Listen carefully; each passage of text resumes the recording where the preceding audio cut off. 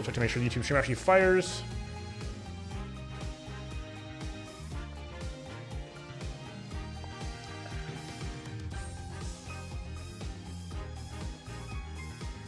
We appear to be firing. Let's go.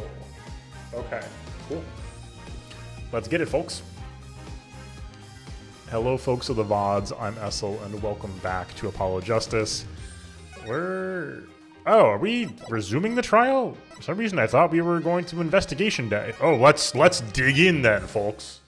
Let's get cracking. I'm ready for a trial day. I like investigations a lot, but they're a lot more. How do I put this? They're a lot more like active energy in me directing things, which is fine. But I love just like going through the trials. I love the trials. Investigations are a good time though. I don't dislike that. I want to be very clear. I just prefer the trials, I think. All right. Okay, so where exactly does this leave us, Apollo? Well, the Drew Measham who was killed wasn't Drew Measham the forger, basically. Huh? Well then, who was he? Well, he was actually Vera. So I don't know if I said this out loud last time. Also, hi Faye, how's it going? Excellent. I didn't understand last time. I thought this was the hand that she was putting the nail polish on, and I was like, but this is the nail polish. This is the reservoir. This is the stopper. The nail polish here, stopper here. Doing her nails. So you really made those forgeries?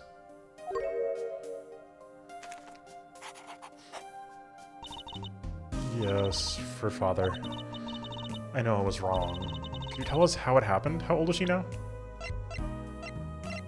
1900. My father was a painter. I loved painting ever since I was a child. One day, father saw it in me. He saw that I had the talent. The talent for making forgeries? How should I say it? It was not only paintings I made. Given the materials, I could make anything. Okay, this is changed rapidly from art skill to shonen power. Anything? Father was so proud and I so happy. It's literally shonen powers. Vera of the Sharingan. But in the end, I was making those forgeries. I've never had a good constitution nor personality. I know very little of the world outside my door. Now, because of me, father is... Do you know about this red envelope? I remember that envelope. It was some time ago. So you're already creating your works back then? She would have been 12. Yeah, so I was only 12 years old. So the one who figured out the stamp was poisoned, that was... Mr. Justice, it's time. The courtroom, please. Right. Out of time. Wait, Vera, just one more thing, please. Those 3 paintings in the studio. I painted those as part of my work. Right. See, we checked them out and we saw what was underneath. So the rough sketches underneath the 3 finished paintings. I see. Mr. Justice, yes? Father, he knew of you. Of both of you. Your late father? He was watching, gathering information. All about the Wright & Co. law offices. Not the Wright? Anything agency? But lately not doing just law. Yes, you do tricks, gags to amuse, and play piano. Not really gags. Yeah, and father heard you had resumed the legal business. How pleased he was. Wait, this is crazy. She mentioned the Wright & Co. law offices. So this does go back 7 years then. Yeah, that's plausible as you. Who was Mr. Measham? How am I supposed to know? What if he was Daddy's daddy? Judging from the relative ages involved, I'd say it's highly unlikely. Things are already confusing enough with all these daddies running around. The victim's daughter, Vera, was the forger. That's probably a helpful screen cap to have. What does this mean for the case? Guess we're about to find out.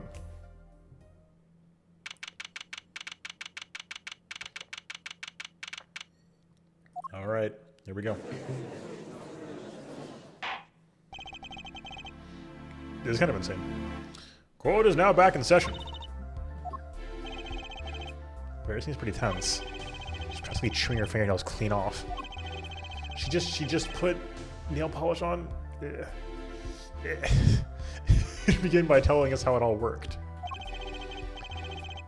How'd you set up this Drew Measham forger persona? Wait, forger, persona, Spy Family reference, and persona reference? Wait, hold on.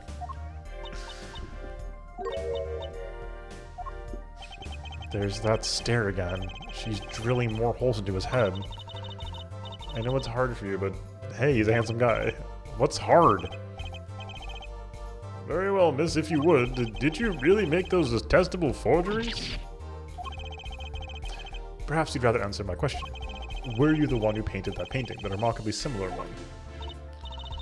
Yes. I painted it, yes. Father praised me quite highly for it. So she was the one who made the forgeries. Yet she did not wish to reveal the truth of their operation. So the victim was a stand-in, a decoy. To the world at large, he was the forger, not her. I've done a bad thing. I have, haven't I? Regardless, we need a little more information. About, for instance, this. You have seen this before, yeah? Yes, it was in the desk drawer. Very well, you may proceed with your testimony. Tell us everything you know about this envelope. Here we go.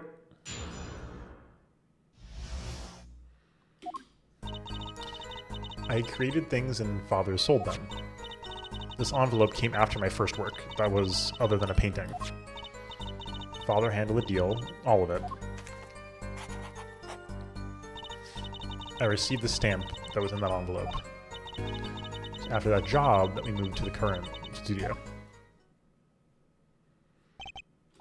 There certainly was much of great interest in your testimony. Not that the witness realizes it. Very well. Please begin the cross-examination. Right, okay. I need more information about this forger. This Drew Measham.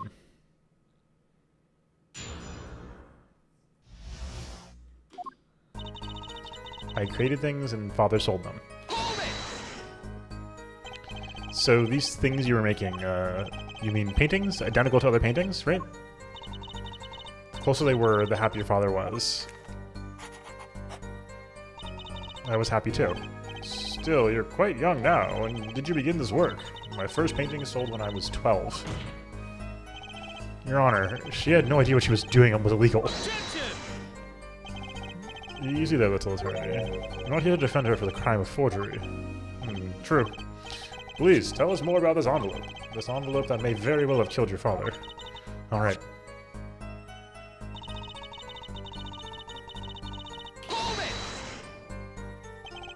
By other than painting, do you mean you'd only done paintings up to that point? Yes. But Father had a realization. He noticed my talent extended to making things other than paintings. For instance, a letter someone had written. Oh no. Oh no. I was thinking like sculpture for some reason. Or a fingerprint left upon a cup. Oh god. Or a signature on a document, a seal upon a letter. Oh god, that's not good. None of this makes her sound very innocent at all. And the $100,000 promised in the letter was the start. The beginning of a new industry for Drew. A new industry. The creation of items to be used in criminal proceedings. Forging evidence, in other words. Uh-oh. Father handled the deal, all of it. So you didn't know how things you were making were being used. I enjoy painting very much. I think I understand. The Fraulein has lived in an unusual little world. You know what happened to the papers that were in this envelope? Father signed them and sent them back, I believe. Did he follow the instructions? Send in the unclosed envelope with the enclosed stamp? This is a rather important matter. Give your answer some thought. Oh, very clever hooking. That was great, actually.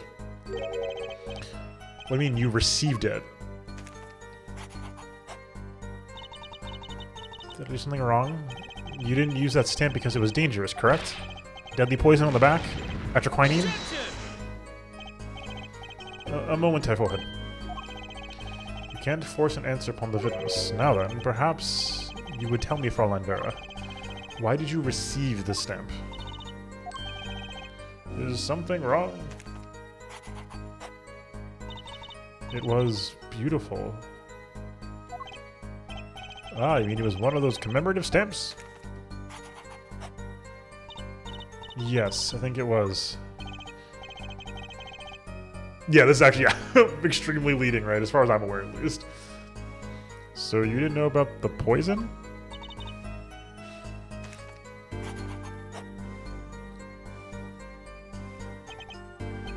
I guess not.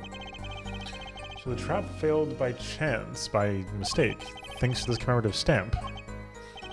Quite the close call. After that job, that we moved to the current studio. You mean you moved to where the current Drew studio is? Yes, we saw very good people there. I began drawing picture books. The single job at the head of the criminal underworld. I think distribution of this to reduce their visibility to the world at large. When we had to meet someone for some reason, Father posed as the creator of the work. So that was the real essence of the artist Drew Measham. You did the work, and he supplied the face. So, you really didn't know anything, did you? You had no idea how much danger you were in. Nope. Apparently not. Sorry, I was like, my cable was like all over the place. Okay. About this commemorative stamp. Can you tell us more about it? It was very pretty, and more than that, yes? It was a picture of people I liked at the time. That's what I was thinking. I think it's the Gramarye Troupe, which makes this whole thing tie together in the way that exactly, by the way, exactly, precisely the way I was predicting it would. This is something new. It's been only like a week, but man, shout out Gavin. Apparently, you've got some cross-examination yet ahead of us. If you would be so kind as to continue testimony, Fraulein.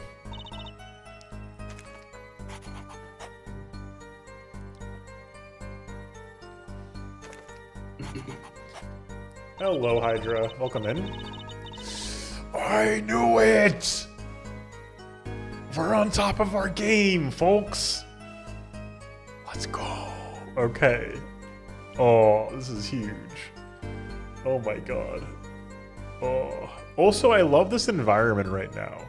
This is maybe the most collaborative the courtroom has been. There's like basically no cross chatter. The only objection we just had was due to a legitimate like leading the witness, and it was basically to like calm Apollo down from jumping on an answer. This is fascinating. Like, the judge is trying to help Vera is trying to help the court figure out what's important. Both Apollo and Gavin trying to sift through the info. This is interesting. Magicians? I love mysterious things. I always have. Even though she fainted when she saw Mr. Hat. Forgot about that. You're confusing mysterious with freaky.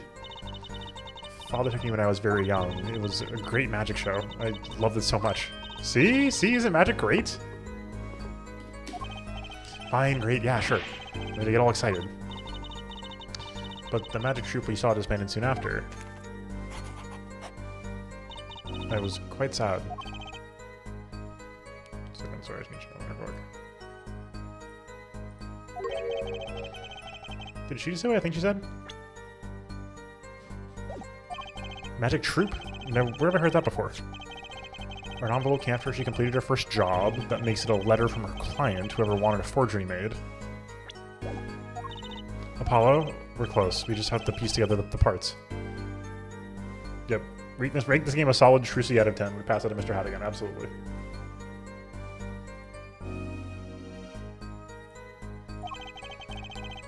A deadly open red envelope, and the path it took to take Dreamisham's life.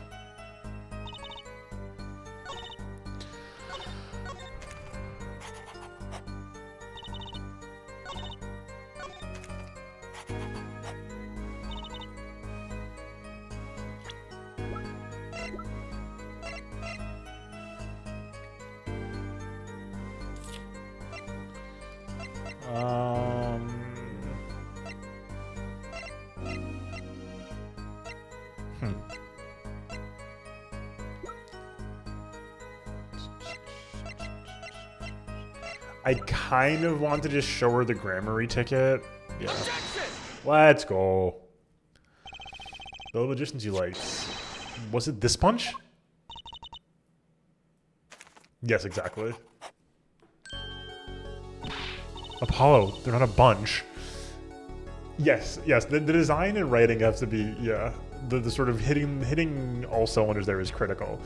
Like, characters like Apollo need to, as you're saying, you have to sometimes have purposely bad memory in order to word clues to the player without being too outright. Yeah, exactly. Like, Apollo has to be struggling here, even though it's fairly clear what's going on. Because we want to have the player have that aha moment of like, oh, I get it. I see. Still, I have to wonder. Why include a commemorative stamp like that in a business letter? Good question. Well, pretty stamps are always better, and you can't beat true Grammary. But the whole murder plan was a failure because of it. Ironic, don't you think? Prosecutor Gavin? Sweating buckets. Prosecutor Gavin? So if Gavin, Clavier Gavin, knows what happened in the trial 7 years ago,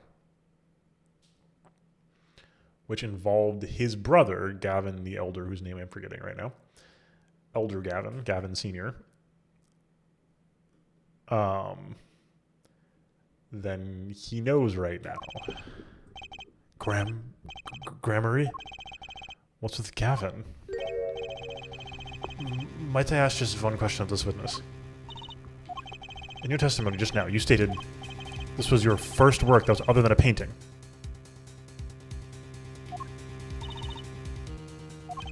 Please tell me, what exactly did you make? Can I ask why? No. Answer the question. Now. Eek! You're gonna scare the poor girl, Gavin. Prosecutor Gavin? You're usually not the one whose volume concerns me. Yes, it is unbecoming of me. I apologize. But I must know. Please, Miss Measham, tell me. It was a book. A single page in a book. A book? Please be more specific. It was a handwritten book, like a diary.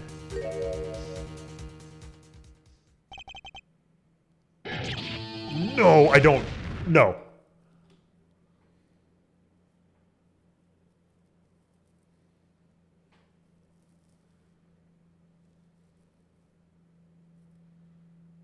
Oh god. What's wrong with Prosecutor Gavin? It's like he just saw a ghost. Ms. Measham, this book. Was there a picture of a silk hat on the back cover, yes or no? How did you know? Objection! Prosecutor Gavin, the defendant is answering all of your questions. Stop badgering her. He's told you nothing, has he? Your soiled, sullied mentor? Nothing. Sullied who? Phoenix Wright. Who else? Daddy? He never told you about the trial 7 years ago. That he came to lose his attorney's badge. It was a certain piece of evidence that decided his fate, you know. A certain diary. On the back, it bore the mark of a silk hat. What? Okay, so my theory is coming together. Phoenix Wright tossed out of the profession by false evidence, and the forger who made that evidence... Is this girl standing right in front of me? Vera, you must tell us. The evidence you made was used in a trial 7 years ago. Who asked Drew Measham, you, to forge that evidence? For all of our sakes. Who was it?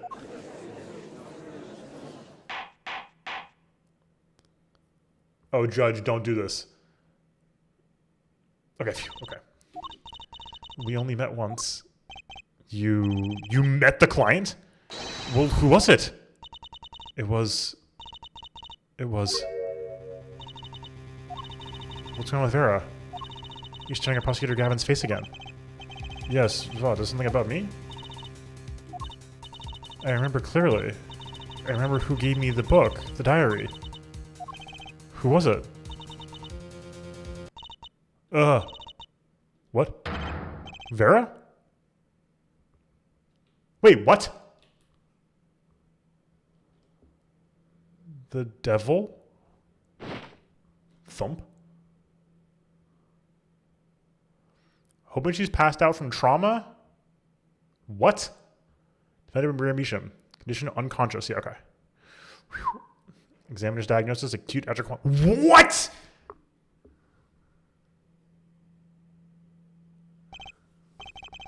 This ends the recording of the trial for the murder of Drew Measham. What? I told you she shouldn't have chewed her nail polish! I told you! Who put it in her nail polish? Oh my god. Also, you're welcome. I'm a genius. I've solved the next part of the case already. You're welcome. Who put it in her nail polish? Timing's perfect. She had plenty of time to chew on it, and then...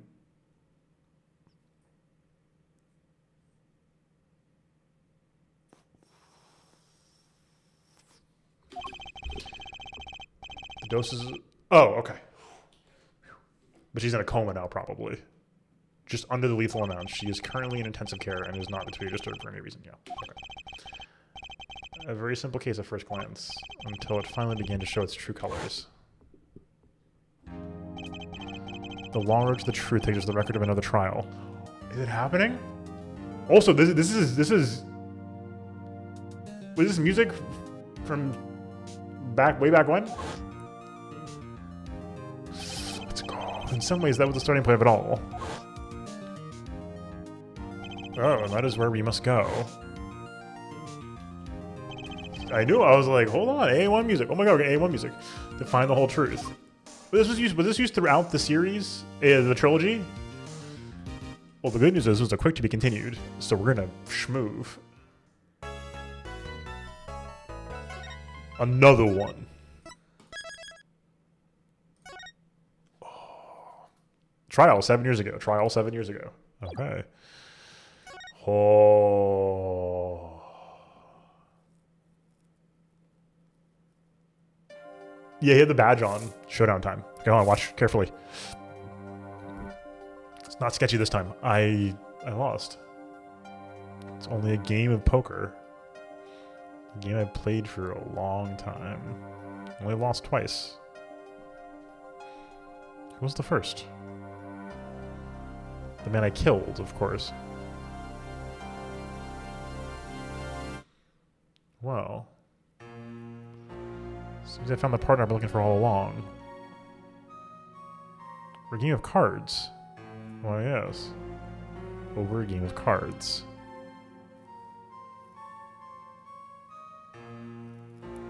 That was how I first met. 7 years ago. First met?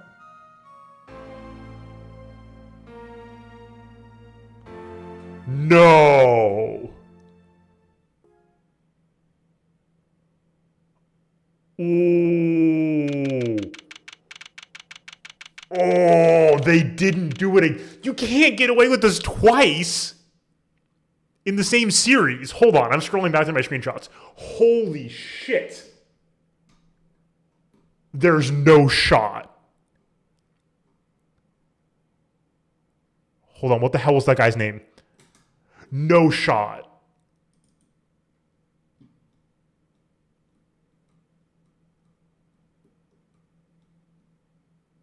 Oh my god, there's no way.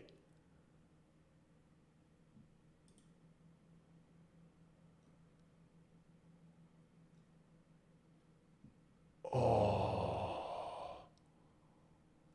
Hold on. Oh my god. I'm trying to have a picture of the guy. Oh my god. This is insane. Oh, but it explains the locket. Oh, I've connected the dots. Oh, I've connected the dots. Where is the screenshot? Oh my god, I'm losing my mind. Hold on. I know how to put it on the screen. Hold on.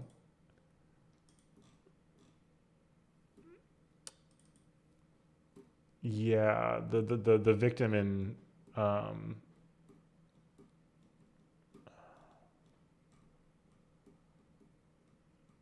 the victim in the first case. I don't know. I can't find it. No. Oh my god, please.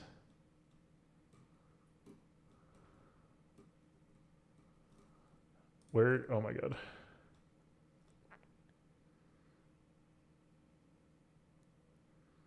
I thought I had more screenshots in this. Hold on. I'm scrolling back one more time to see if I have one more day of this before this. I probably don't, though.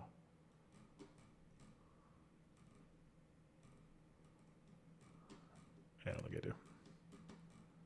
That's fine. Okay. Oh, God. Hold on. That's insane. I have enough. It's fine. I have enough. I should have one I can put up. Oh my god, I'm losing my. Hold on, I need to find the one I'm looking for now. I have a close enough one. Oh my god, that's nuts.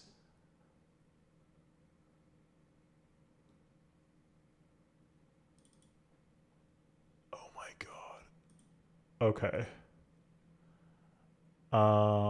Where's image? Where's the image capture? Not safe for work, Sasuke.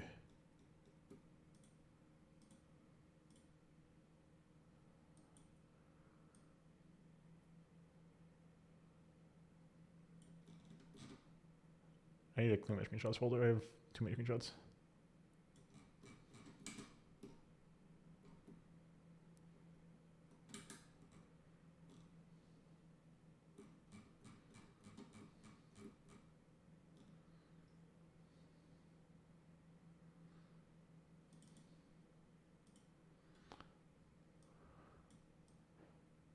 Oh my god.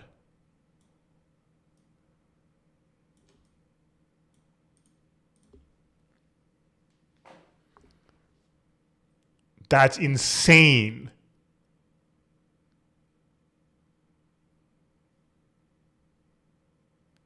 Twice in the damn series now we've done this? Y'all know what I'm talking about. I don't want to get into spoilers in case people haven't played original Trilogy, but like, this is twice now! Oh my god. Oh. Whew, okay, it's been a long time since I felt like I'm such a rookie. Gotta try and relax.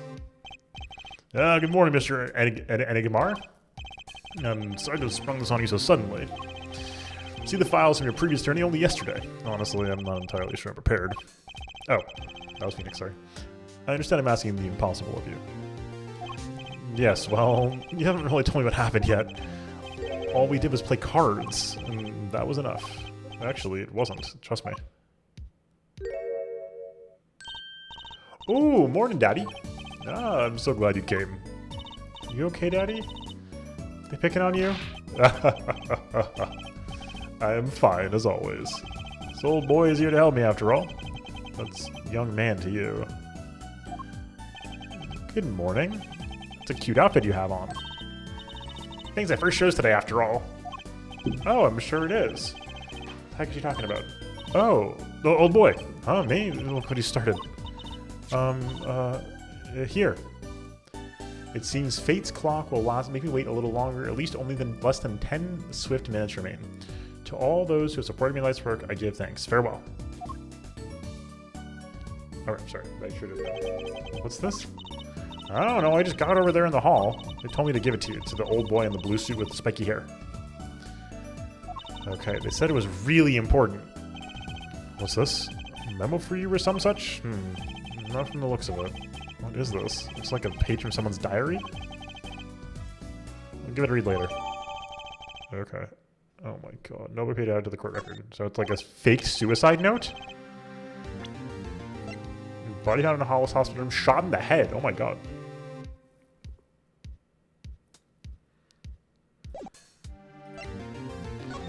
Single gunshot to the head, 67, April 13th, 10 and 11:30. Loss of weapon from a bullet wound, malignant tumor found in victim's liver. We'll get through it somehow. Incidentally, the prosecutor today is a new guy. An easy win then, yes? They're calling him a true thoroughbred in the history of the prosecutor's office. Of course, there's one of those every year. Switching of attorneys just before the trial, I know it's a difficult situation I put you in. But allow me to say one thing, Mr. Wright. Yes? They will not be able to pronounce me guilty today. So, do your best, but do not worry. First time a defendant's ever given me a pep speech.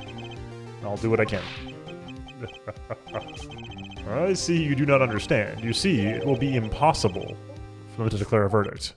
Impossible? Yes, isn't that right, Trucy? Yep, you bet, Daddy. My first look at the case was only yesterday. The information I was given was a tad bit lacking, to be honest. Still, I'll do what I can for their sake. I believe the curtains will be lifting any time now. I'm in your capable hands, Mr. Wright. Holy cow, my client is Shady Enigmar, known to the world as Zach Gramarye.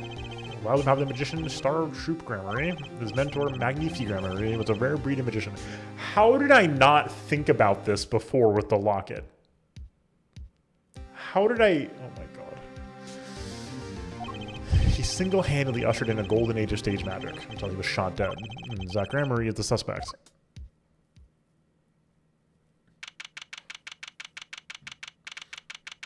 For those who are following along at home, just to make sure I'm clear on what I'm declaring here, this guy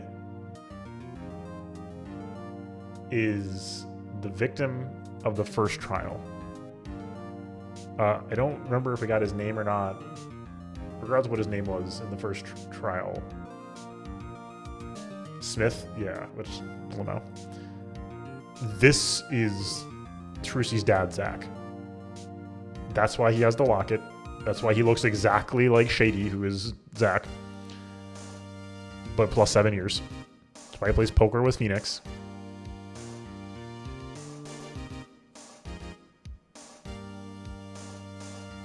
Shady Smith. Oh my god. Okay. He literally kept the name Shady. Oh my god. It was just right under my nose the whole time. That's insane. That was Trucy's dad. Did she know? She probably didn't know. What the hell was he doing?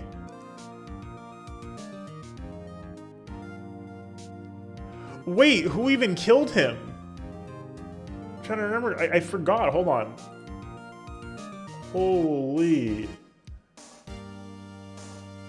Was it the Borscht lady?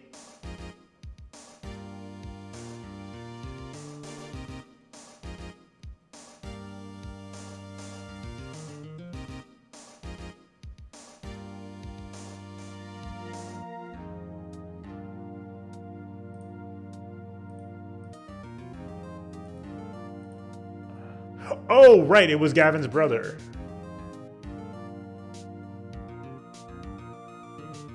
What does that mean?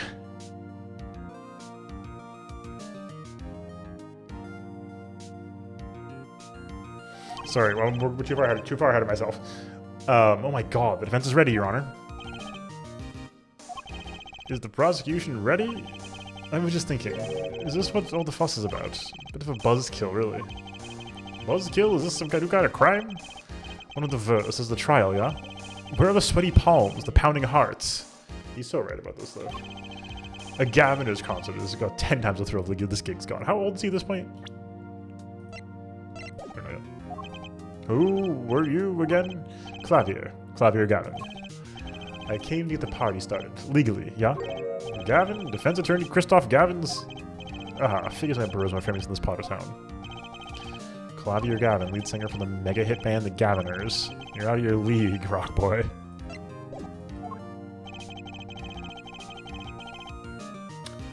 Oh, that is awesome. I didn't know. So it was Nick's GBA spider sprites in the DS.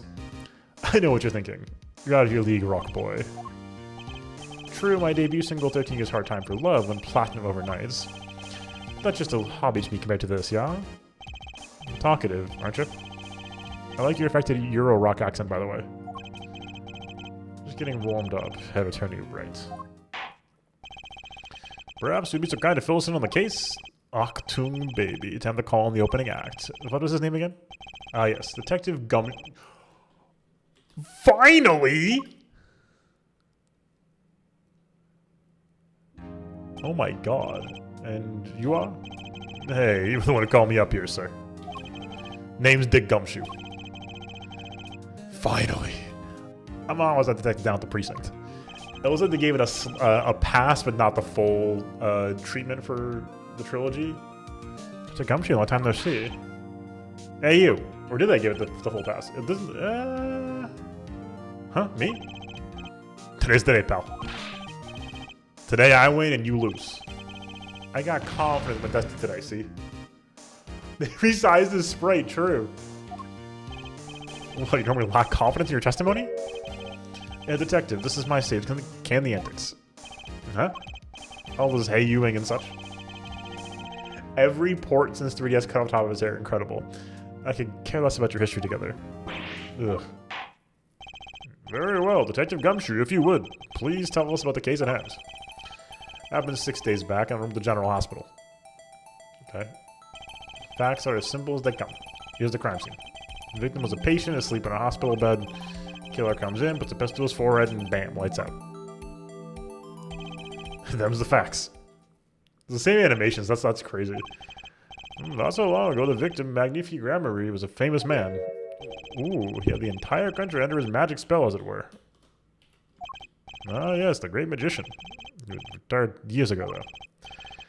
Say the name Magnifique to one of my generation, you'll be lucky to get a blank stare. Yes, though I'm sure the youngsters today know his disciples even better. I dare say true Gramarye has made quite a name for themselves. Anyhow, the retired Magnifique's been in the hospital for the last year. What was it? Malignant tumor or something? Doing something to his liver, I think. Yeah. A malignant tumor, perhaps. In other words, he had liver cancer. Only 3 months left to live, in fact. The facts do seem simple enough, but something's not right. The victim was already climbing a 3-month stairway to heaven. Why not wait for him to knock, knock, knock on heaven's door? Why shoot him? I wouldn't put it quite so lyrically, but it's true. Why make the effort to commit murder when the victim was all about to die? Incidentally, the victim had a serious case of diabetes. Diabetes? In fact, he's about to shoot up with insulin. When he was shot with a pistol, the syringe was found at the crime scene. Chronic diabetes and cancer, as much as it pains me to say it, the victim was clearly at the end of his life. Okay, has been washed and shows no sign of use. Okay. Yeah, I agree, Ozzy, it's so good. I believe the question before us is clear then. Why did the killer have to shoot this dying man? What reason could he have? Very well, detective. Perhaps you can enlighten us as to the circumstances of the shooting. Yes, sir.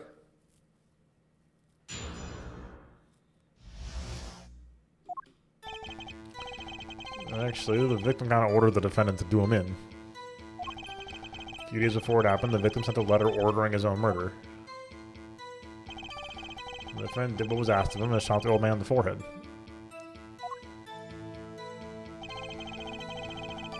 The bullet was fired from the pistol found at the scene, no doubt about it, and the pistol definitely belonged to the old man, sir.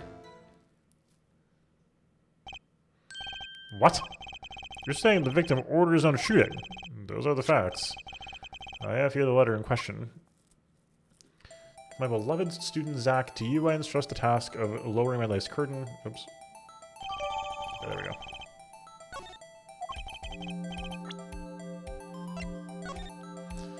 Come on the 13th, 11:05 p.m. Already again with which you'll shoot one shot square in the forehead. You cannot refuse, and we both know the reason why. Very unusual indeed.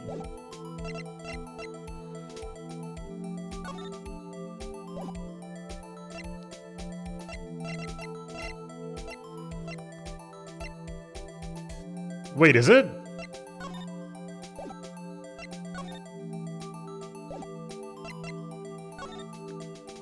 No, we got the, wait, is it?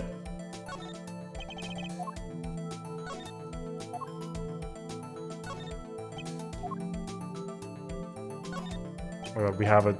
Oh my god. The DS. I'm trying to move the thing.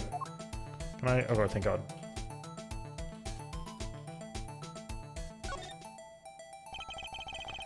I always hated getting shots. I guess Magnifi was giving himself the insulin shots. There's no way I could do that. Ugh.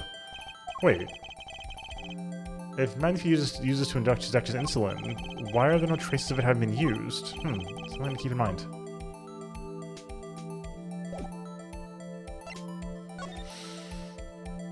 Final stage, no, but recovery patient has 3 months to live. Chronic diabetes requires regular insulin. 13th, yeah.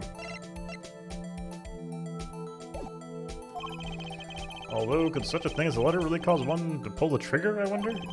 I believe the answer to the question can be found at the end of the letter. Ah, you cannot refuse, and we both know the reason why. Detective Gumshoe, can you explain this at the court? Unfortunately, even the defendant won't say a peep about that bit, sir. Oh, the Phoenix paper snap. One thing bothers me about this. Why didn't he just say 11? Why haven't come at 11:05 without a specific reason? The devil's in the details, head attorney. Well, was there some reason? Well, it turns out there was. Every night for a half hour, starting at 11 o'clock, the victim, Magnifi Grammary, was given an IV. An IV? There it is in the picture, off to the side of the bed. At 11 o'clock, the doctor comes out the IV. 30 minutes later, he would come back for the empty bag. This happened every night without fail. So that was the only time they can meet without the chance of an untimely interruption during his IV. Very well, shall we begin? Mr. Wright, your cross-examination, if you would. Is this a reason he couldn't refuse, I wonder? Could have at least mentioned it to me.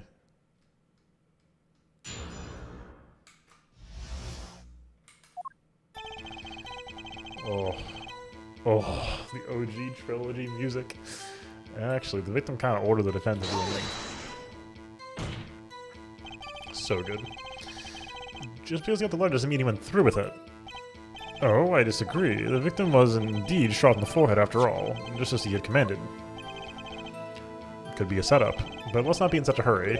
Maybe we should let the witness talk for a change. Thanks, pal. Fine, I can play it slow as well as I can play it fast. On with the testimony. Okay, what happened? The victim sent a letter ordering his own murder. And this letter was sent by the victim.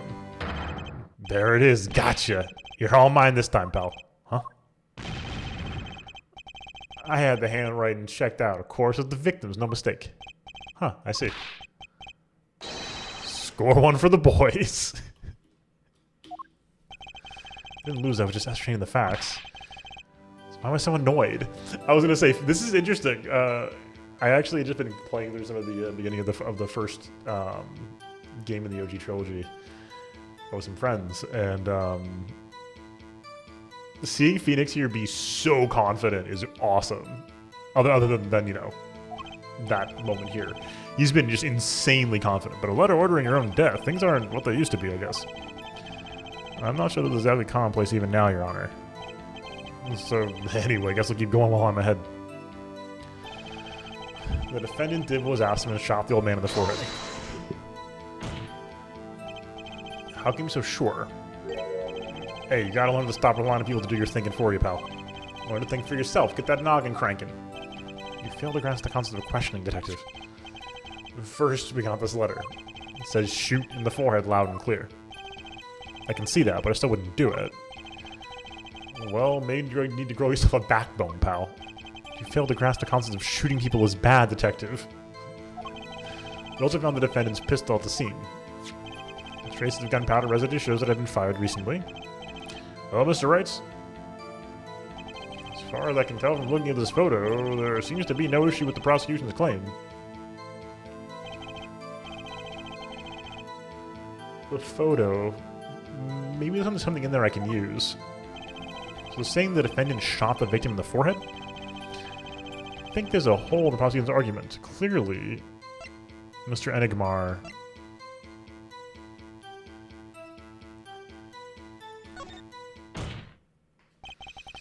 Looking at this photo, another possibility occurs to me. Yes? What does the letter tell us? The defendant had a reason he couldn't refuse his teacher's wishes. Bingo, pal. That's why the defendant popped them one in the forehead. Oh, the defense disagrees. See, the defendant had another choice he could make. Watson, you can prove this with this photo. You can prove he had a choice, yes. The defendant might have fired like he was ordered, but he didn't shoot the victim's forehead. Well, let's hear what you're thinking, Mr. Wright. Shoot the victim's forehead, what did the defendant shoot?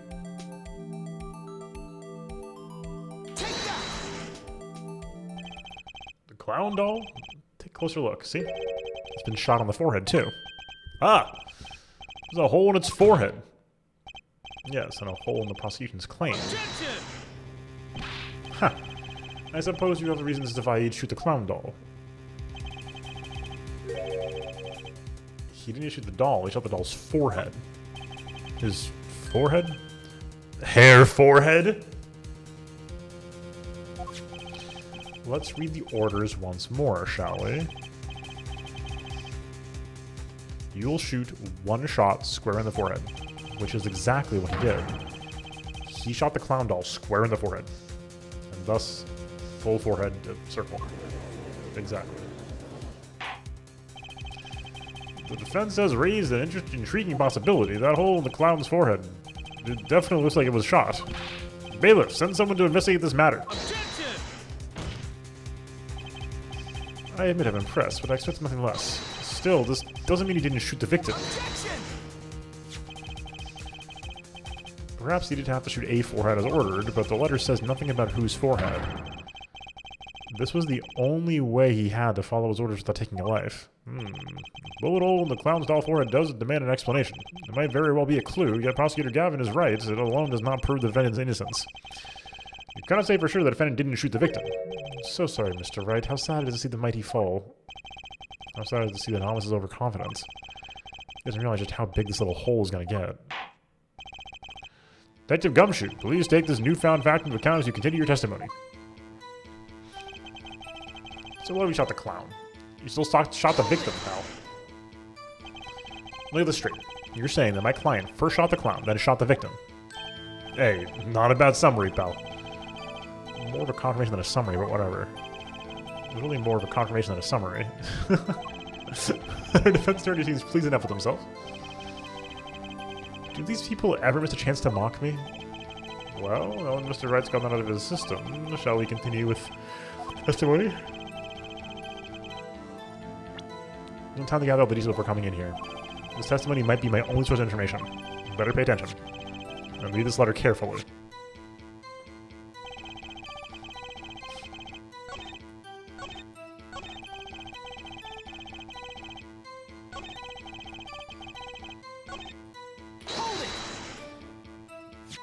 You mean this pistol? The one in the crime scene photo? That's the one. It's a funny looking gun, so there's no mistaking it. I compared the bullet taken from the victim's skull with the bullet fired from this gun. The rifling marks on the bullets are perfect match. Would there be rifling on a gun this old? So you verified the murder weapon, in other words? You bet we did.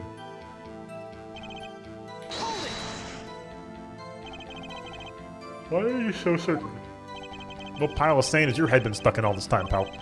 Never heard of Zach and Valon's quick draw shooting? Huh? What's that?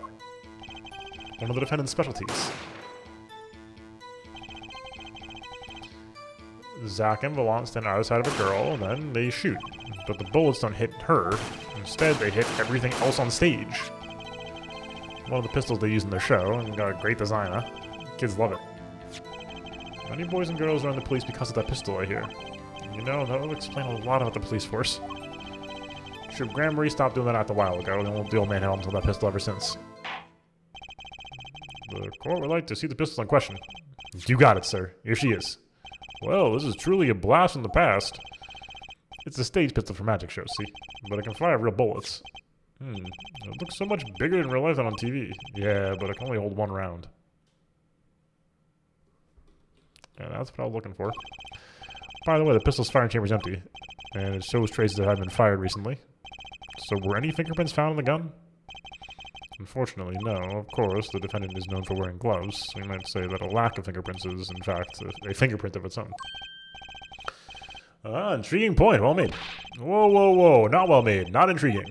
In any case, the court accepts as evidence. Alright, here we go. My grandchild got a kick out of seeing this.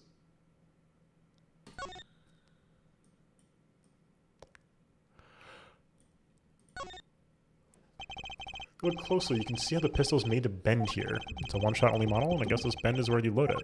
So, this is the famous Grammary Golden Gun, and they say kids used to love pretending they had one of these. I wonder if they pretend they missed their targets, too. Oh, look at that, there's rifling.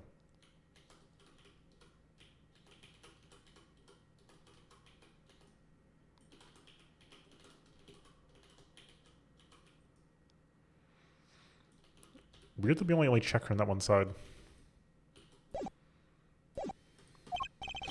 But now it's time to return to our testimony.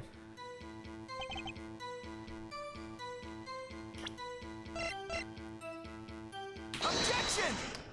Objection. Trickiest case often seems the simplest.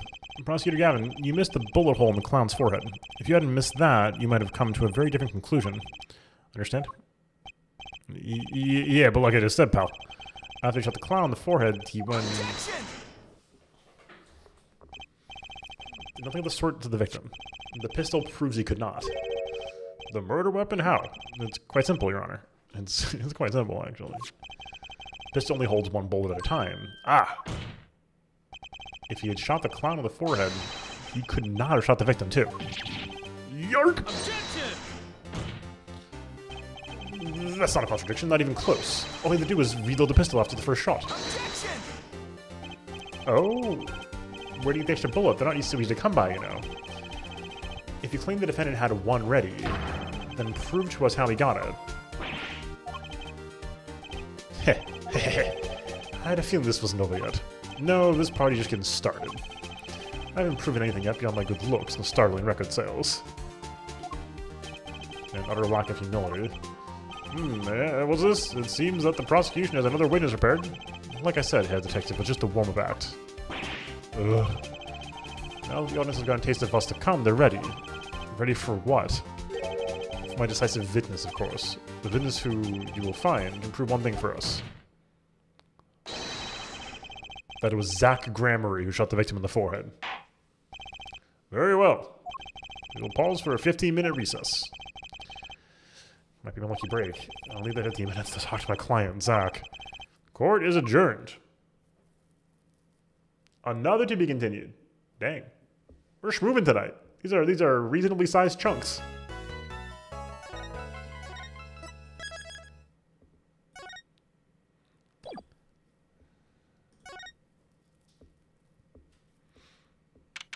April 19th, 11:21 a.m. District Court. Defendant Lobby Number 2. Very impressive, Mr. Wright. I have to say, I expected nothing less. They've only just begun. I was hoping you could tell me a bit more about what happened, actually. I didn't think you'd believe me if I told you. Better that you discover the truth for yourself. I was thinking of you, you know. Think we need less thinking and more talking. Then in the hospital. What really happened? Ah, the way your eyes gleam, Mr. Wright. You'll scare Trucy. Speaking of which, where is she? You have seen the problem yourself, the letter. The one shot in the forehead one, right? Yes, and the reason he speaks of. I could not deny my mentor's wishes, even if it meant my own death. Why not? This is not something I'll say, for now at least. It's just for now business. I have done many things in my life, some well, some poorly. This is a cross he must bear alone to our graves. We?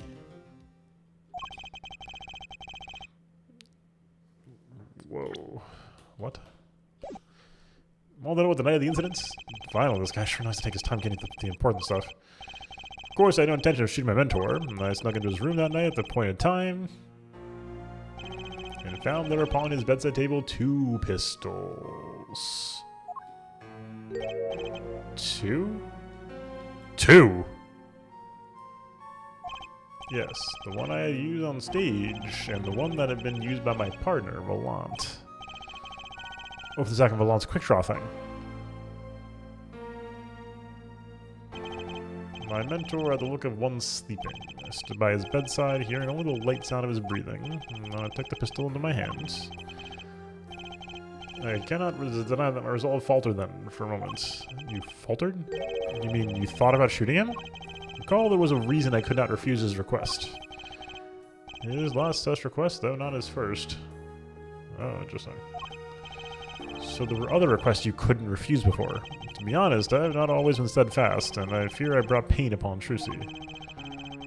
Was Magnifi coercing his disciple somehow? This is getting substantially more dramatic than I could have realized. Just what was going on in True Grammary? Yet, in the end, I did not shoot him. Instead, I turned and shot the clown. Put the pistol I had fired and placed it in my pocket. In your pocket?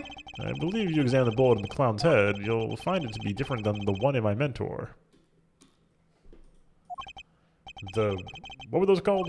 Rifling marks? Yes, well, that is all I have to tell you. Concerning the case. Concerning the case? Is there something else you can tell me? You are a fascinating man, Mr. Wright. Thanks? Yes, there is something. My mentor, his eyes opened. What? Magnifi Grammary? The old devil? He was not asleep, you see. The old devil. Of course, the gunshot would have woken him anyway. I'm just saying he was called a devil. And there we had our last discussion as mentor and pupil. It was not a long discussion. Maybe 5-10 minutes or so. What'd you talk about? Mr. Wright, did I not just tell you? It does not concern this case. That grammar seems pretty steadfast to me, or maybe just stubborn. Mr. Wright, your presence is requested in the courtroom. Once again, I am in your hands. Alright, let's get back to it. April 19th, 11:37 a.m., District Court, courtroom number 7. Wait, we're number 2 earlier, weren't we? Court is now, we're in lobby number 2. During our recess, a bullet was found and dug out from the clown's head. Well, this is news, and the rifling marks? There wasn't time to do a detailed analysis, though they did find the weapon type matches the motor weapon. Well, that's not very inclusive, is it? Which is why I'm about to call my very decisive witness. You are a decisive witness? How many times have I heard those words? Though they often turn out to be far less decisive than you think. Oh, don't worry on my account. I'm quite confident this witness will do the job. After all, he is intimately acquainted with the players in our little production. Being the other half of Troop Grammary's famous duo, Zach and Valant. Valant Grammary. So we get to meet the great Magnifi's other disciple. Holy cow. That chin. Perhaps we'll start by asking your name and occupation. Valant Grammary, magician. And you're the decisive witness, are you? You can prove your fellow student, your partner's guilt? Fate, the grand illusion, filled with traps and tricks.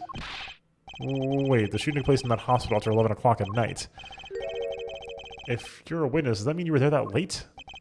If one were to deduce this logically, the conclusion is yes. Okay. I always get the characters, don't I? I have an interesting fact for you. You see, several days before the crime, my witness received this. That looks very familiar.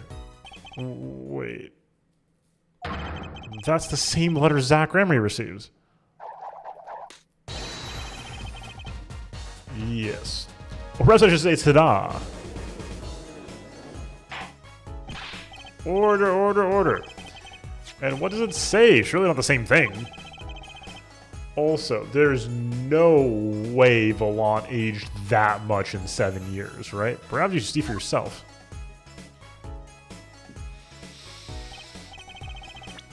Why, it's practically the same.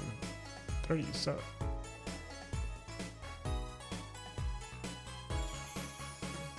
I'm so confused. Was Valant actually 44?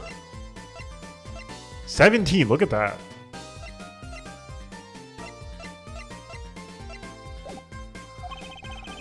Court accepts this into evidence.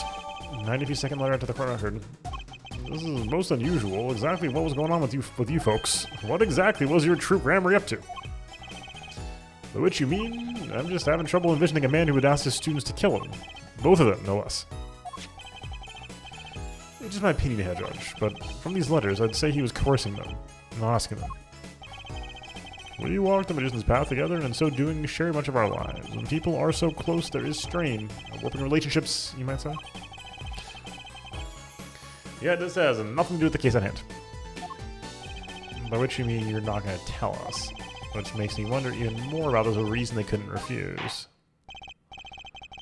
Well, let's get on with this testimony for starters. The defendant, Zach Gramery, stands accused. Tell us why. Oh, well, I'll do more than that. For where he walks, the red roses rise, singing hymns to the miracle that is magic. Fascinating, though I have to remind you, the evidence could just as clearly point to you as the suspect. The letter, the murder weapon, and now the 2 bullets found at the scene. In fact, the only difference between seems to be the designated time. Ha ha ha ha ha ha ha ha. As every magician knows, timing is everything. Yes. And now it's time to get this party fired up. Alright, but first, quick pause. Be right back, folks. See you in a sec. As I can find this.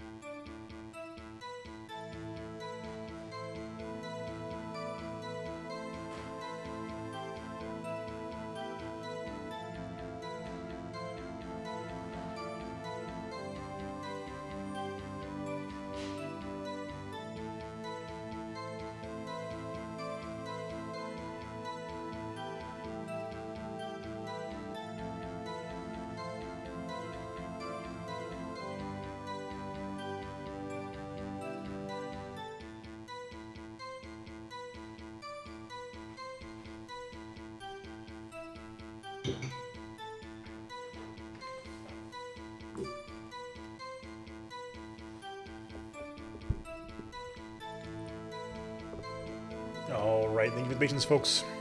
Grab some more water and de-sleepifying. Okay. And we're back. That night, I visited the hospital room at the time Magnifi requested. Oops, what did I hit? It was the pause button. Nice. The smell of gunpowder hung in the room. My mentor had taken his final bow. I did not imagine my fellow student might have received the same instructions, yet a deal with the dead is still a deal. Death's sweet kiss I gave to the clown. Then I informed the doctor and the police. Hello, Flande. Welcome in. So you alone reported the crime? Indeed, I would think this fact alone would clear my name of suspicion. Let's not jump to any conclusions. Yes, the cross-examination generally comes before the conclusion in this court, but if your testimony proves to be true, then the defendant, Zach Gramery, is guilty. It wasn't Zach Gramery, the killer was you, Volant. And no disappearing out to get you out of that. Except it will? So after this case, Zach goes into hiding, and Volant just chills for 7 years until the statute of limitations on the will goes away. That night's... okay. Hold it. Which, according to the letter, was 11:20 p.m.? Indeed, in magic, timing is everything. Right. Consider the illusion of teleportation. If I were to appear on stage before my stunt double has left, how would that look? Yeah, exactly. We need more pieces still. Good point, Hydra. Why, it would reveal the very secrets of my magic. Now that you've revealed the very secrets of your matter to all of us, let's move on. You went the designated time, and what did you see?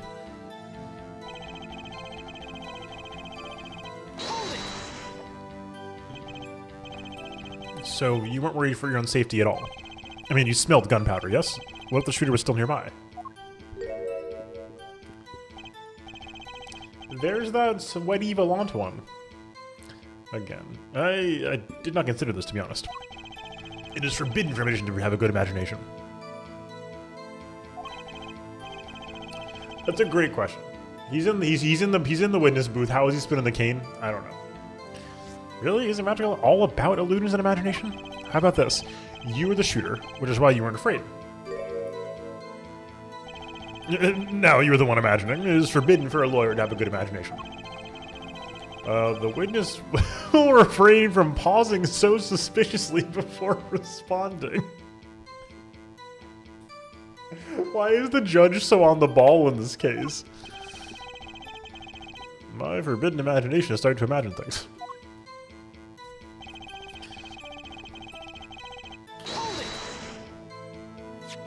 Which brings us back to this reason neither of you could refuse.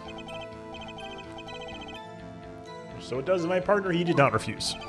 Magnifi wrote the same thing to you. Why could you refuse if Zack couldn't? You'll have a will of steel, of course. I also do this trick where I bend steel bars, so perhaps steel is also strong. So which is it? Might I continue? He's weaseling out. That sweet kiss I gave to the clown. There were 2 bullet holes at the scene. One on the victim and one on the clown. You're saying the one who shot the clown was you. No doubt my partner Zax has said much the same thing. Because whoever didn't shoot the clown committed murder. Better dig around here a bit more and see what I turn up. Mr. Volant, let me ask about something else concerning the crime scene. Namely...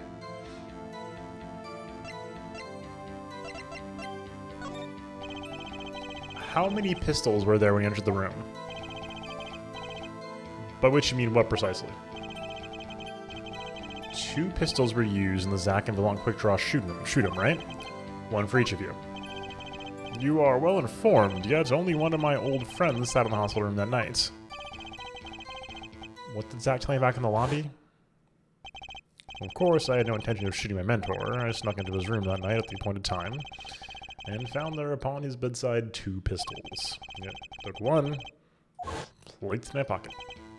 I see no problem with that statement. Only one pistol was visible in the photograph of the crime scene, after all. So you picked up that pistol and fired it? Indeed I did. Alakazam. Alakazing, alakaboom. Was the number of pistols really so important? It corroborates Zack's story. It doesn't... So it corroborates Zack's story, but it doesn't prove that he didn't shoot Magnifi. Because, like, Zack could have shot Magnifi and then took his pistol and walked out. Like, that'll... I don't think it's that important. Actually, let me ask you about something else. Very well. The witness may continue with the testimony. What can I do but obey? I think we're barking up the wrong tree with that.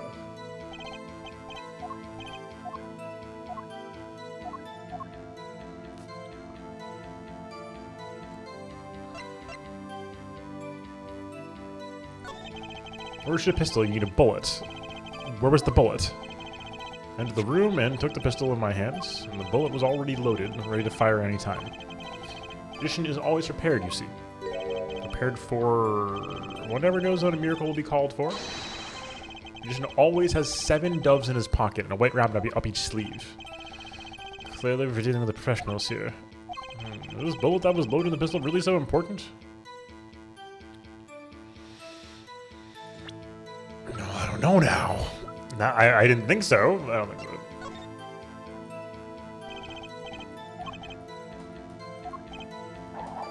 We could follow with the number of pistols. It is corroborated by Zack's story. It does corroborate Zack's story, right? Like...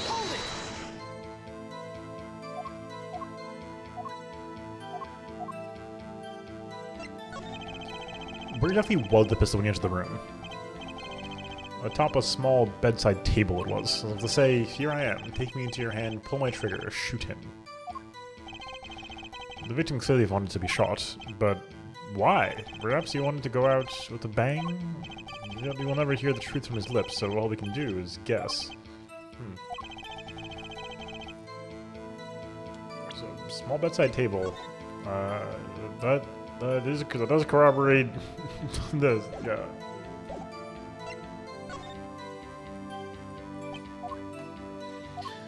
Let's hit the number pistols. Let's do that. Actually, let's do this first.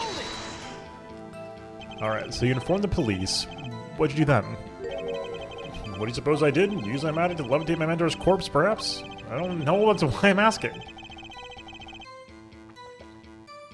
Now, please answer the question and skip the sarcasm. After I made my report, I called the doctor and returned to the room. While we waited for the police to arrive, we discussed stomach medicine. You've confirmed this with the doctor, it all checks out. He praised Mr. Vallant's knowledge of stomach medicine, in fact. Let's keep this in mind. This might come up again later. It is an honor I do not deserve, but I accept. Both of Magnify's students received the same letter. Both admit to having gone to the hospital that night. 2 bullets were fired, and one of them killed Magnify. Time on the cracks.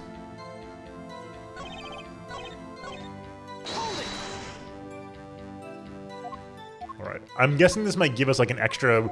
We've had this before in this game, right? Where like you get like a 3-layered choice and that affects a new testimony, which gets overwritten by the other choices, right? So like, we're gonna add another testimony, and that testimony can be one of 3 things. If we say important, I believe. Yeah.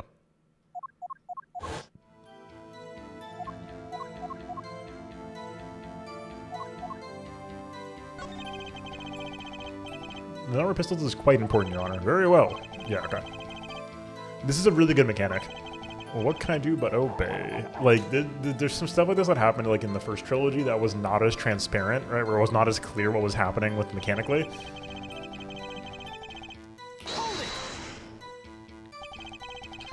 So you took the only pistol there and fired it. That's correct. And that pistol was this one, which was left at the crime scene. Good show. I see you too are a magician of sorts. You're an idiot of sorts. Do you have any idea what you just said? I see the fire in your eyes as you glare at the witness. So how about heating up this trial a bit? These slow ballads bore me. Got a hunch, maybe that's all it is. Maybe I should ask about something else?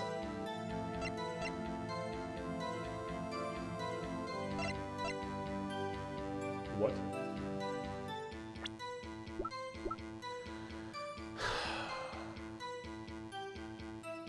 Oh, Mark's... Yeah, no, we're good. Second thought, let's just run with this testimony for a while longer. Okay. Yeah, I mean... Objection. According to the defendant, Zach Gramery, when he entered the room, there were 2 pistols on the table. 2? 2? One of those pistols he used to shoot the clown on the forehead. Then he left with it in his pocket. Of course, this is what he would say. Unlike the hapless clown, we must assume our defendant has some brains in his head. What about what Mr. Vallant has told us? You see, there's something about his testimony that doesn't make sense. What might that be? I told you, I took the pistol that was there and I shot the clown. That's your story, at least. But the rifling marks tell a very different story, Mr. Vallant. Recall what Prosecutor Gavin told us. We compared the bullet mark taken from the victim's skull with the bullet fired from this gun. The rifling marks on this bullets were a perfect match. Ah. Mr. Vallant, if you fired this pistol, then you shot the victim in the forehead.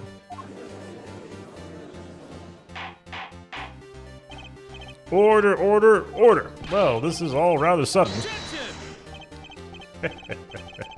What have I done? Prosecutor Gavin, I owe the court an apology. Sorry. Sorry for what? Sorry for Party Rocket. You see, I was unaware that 2 of these unique pistols were crafted. The analysis of the rifling marks only proved the type of gun that fired them. But that's not what you told us before. You said you'd verify the murder weapon. Which is why I'm apologizing to you now. Quite sincerely, I might add. Would you hold me accountable for mistakes made in my youth? Which this morning. I am still young, and I might add, it wasn't really my fault. If the defendant only admitted he took one pistol from the scene of the crime, we would not be having this pleasant discussion now. Valent Grammary? Yes, Your Honor. You were present in this court as a decisive witness, but you've proven to be more divisive than decisive. Objection! You'll see in time. Testimony so far has really been a review of the facts. The proof comes next. Care to elaborate, Prosecutor Gavin? When Mr. Valent entered the hospital room, the victim had already been shot. As his next testimony will prove, Herr Wright, the real fight's about to begin.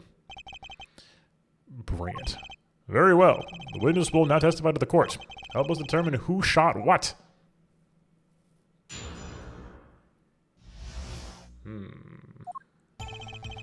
I arrived in the hospital room at the appointed time, which is to say 11:20 p.m. After discovering the body, I fulfilled my obligation and then called in the doctor. The doctor examined the body before the police arrived. He was quite clear about the time of death, 11:10 p.m. And the one in the room at the time was my partner, not me. Those times are rather close, you have to admit. You're talking about an alibi established over a matter of minutes. The 10-minute discrepancy is the basis of your alibi. It is easy to explain the situation to a judge. For example, take our debut hit single, 13 Years Hard Time for Love. Cue to the song, press the play button, and it will play for 2 minutes, 15 seconds. Do it 100 times, the result is the same. Their debut single is only 2 minutes, 15 seconds long. What a ripoff. Magic is a world of utmost precision. Hocus pocus requires admirable focus. And in the time of death determined by the doctor, there is an incontrovertible truth. Very well. The prosecution warns us that we're dealing with rather precise times, and we can expect the cross-examination to require the same level of precision. I would hope the defense refrains from its customarily broad, sweeping accusations. Thus be below the focus this case so clearly demands. Point taken. Baseless remarks will result in a penalty. Carry on, Mr. Wright. Carry on. All right.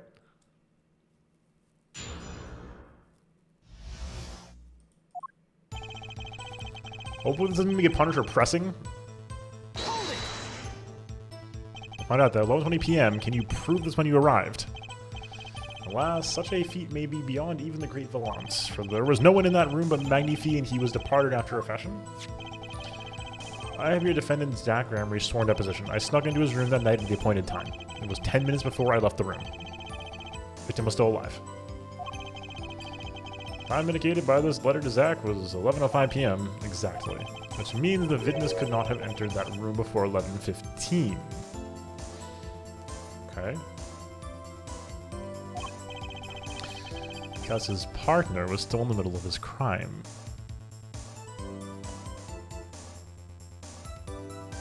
Oh, no, I get it, I think.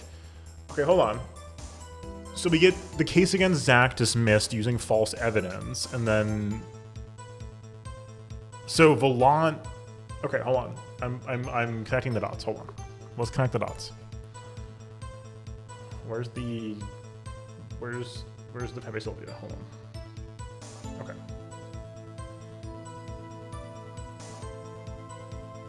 We were told that Trucy got that diary page from someone in the Grammary troupe, right?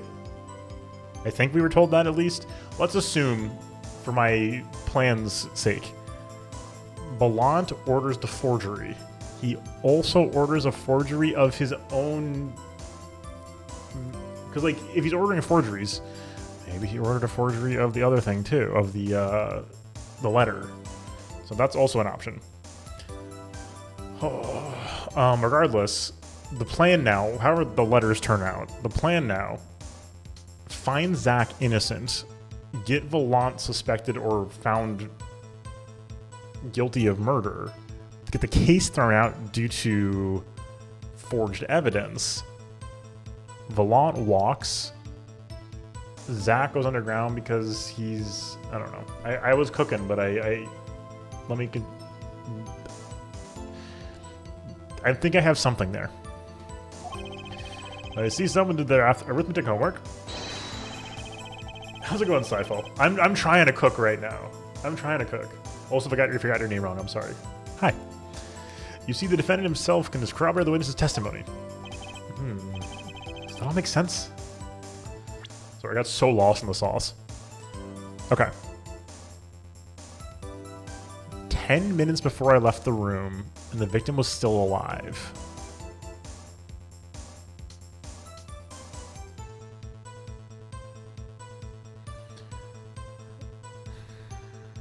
So you went in the room, stayed for 10 minutes, left at 11:15.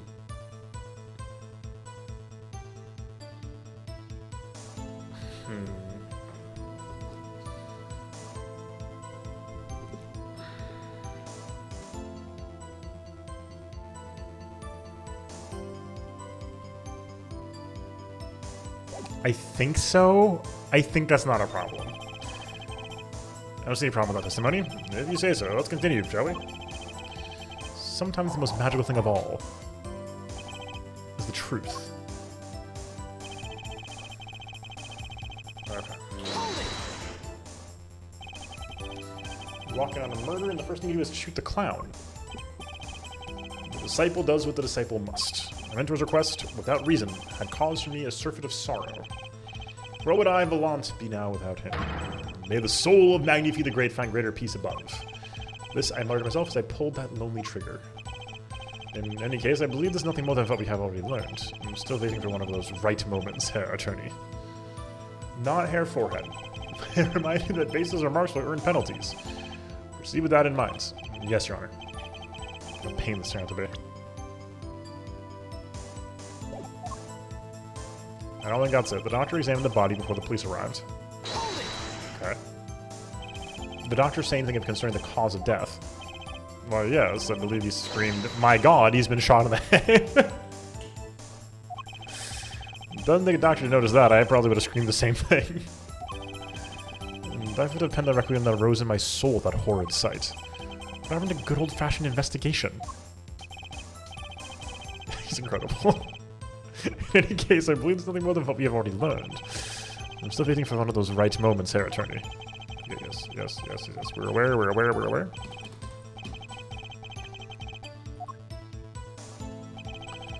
He was quite clear about the time of death, 11:10 p.m. How did he derive this?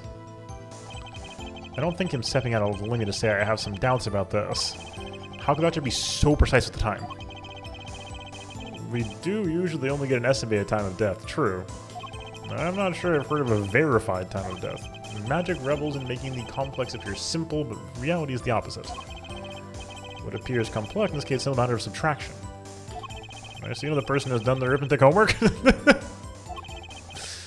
point here is the IV the victim was taking. It's quite visible in the photograph of the scene.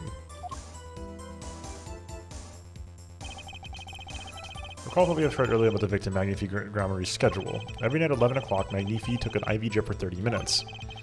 I can see the IV bag right there, yes. Now look a little closer. Follow the tube down from the bag to the end. Yes. Ah! Needle's been removed, yes. Doubtlessly, it fell out when he was shot. An IV? I don't know about that. That would seem to be the case, especially if he didn't move. When the needle comes out, the IV no longer drips. Ah! You could just measure the remaining IV liquid. Is it not possible he pulled out the IV instead? Precisely. The IV liquid functions, for our purposes, as an hourglass of sorts. This other doctor determined the time of death and the amount remaining in the bag. It was determined that the IV had stopped 10 minutes after administration began.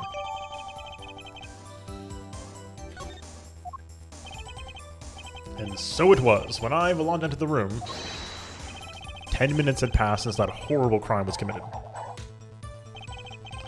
And this is proof. Well, Mr. Wright. See, important? Very important. Well, seeing how it is the biggest clue we have at the time of death, I'd say it's very important. Agreed. It would be hard to imagine a more precise way to determine the time. Behold the power of arithmetic. Very well. Yep. Okay.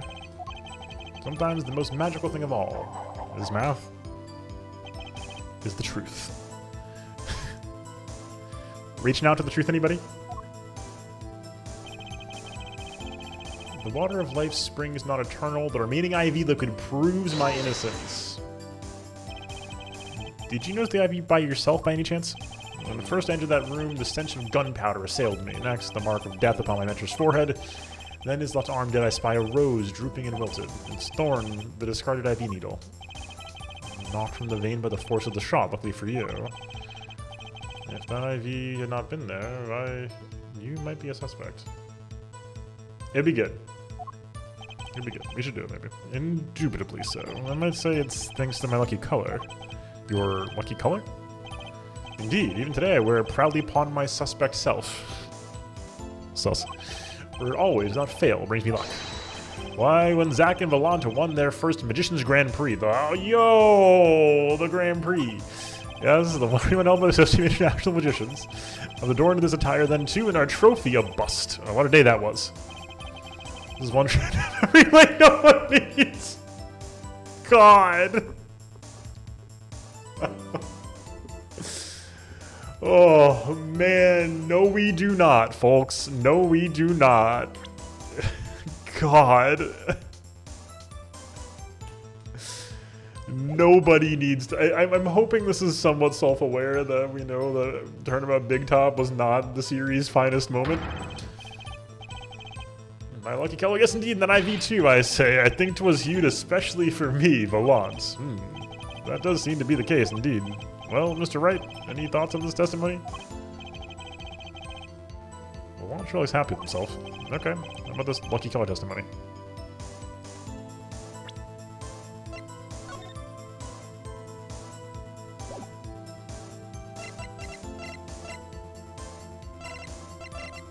What?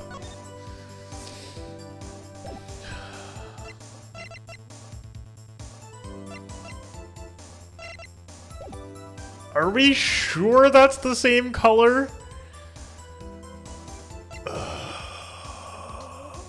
I kind of want to push him on it. I kind of want to be like, bro, are you perhaps colorblind? Can you be yellow, green? Like, is there a color blindness that would affect your ability to see yellow versus green? This might be too picky of me looking at the photo, but also, if he means this red scarf, then he could be yellow, red, green colorblind. That's very plausible. It's one life. Let's fire. It certainly sounds like your lucky color brought you plenty of luck, but not this time. Mr. Valance, your lucky colors betrayed you. I'm afraid you've lost me. Your Honor. The witness testimony just now clearly contradicts the evidence. What? Please recall my warning at the beginning of this cross-examination, Mr. Wright. Today's accusations will be duly penalized. I do hope this latest accusation is well-based. You hope it's what? Got all your bases right here. Very well, let's hear the defense's claim. Where is your evidence that contradicts what Mr. Verlan has told us? There's the photo, brother. Crime scene tells all, Your Honor. A photo of the crime scene? All this talk of color has been getting for black and white, clear cut simplicity. Oh, I assure you, it's quite based. Tell us, Everett, where is the contradiction in this photo? My pleasure, and I assure you, it's quite simple. Complex. Apartment complex. But I can't promise anything in black and white.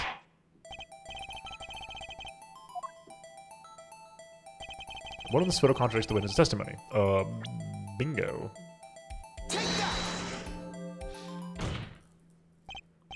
Volant Grammary. Let's get one thing straight about your lucky color. It's yellow, yes? Kinda takes the mystery out of it, but yes. Something wrong with yellow, Mr. Wright? Yes, there is. Decisively wrong, in fact. Taking a look at the photo of the crime scene. What's this? Confusion? Doubt? Tell us, what do your elderly eyes spy?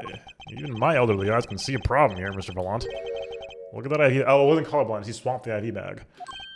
Ack. What is this? What foul magic? It would be hard to call the IV liquid yellow. And I'm afraid no magic was involved in the taking of this photograph.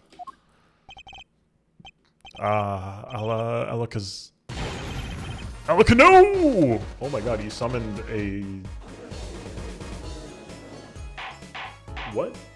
Chain of flags? And a rabbit? Order, order, order. What does this mean? This is some kind of mistake. Yes, Prosecutor Gavin, your witness's mistake. The greener they are, the harder they fall. I suppose there's no substitute for experience. Long Grammary, as you reminded us several times, Lucky color is yellow, but the IV is clearly not. Well, this contradiction can mean only one thing. And think, you almost had me. I see your true colors now, Ace Attorney Phoenix Wright. So you'd like to tell us, Prosecutor Gavin? As far as this court can tell, the witness's testimony does contradict the evidence. Yes, a contradiction. One that I shall be pleased to hand right back to Mr. Wright. How do you mean?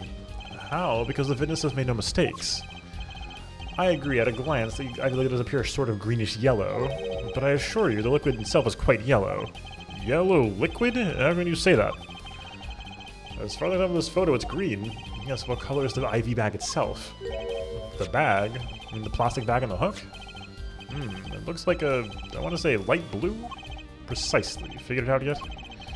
Put a yellow liquid in a blue bag and you get green. This, incidentally, is the liquid's true color. I see.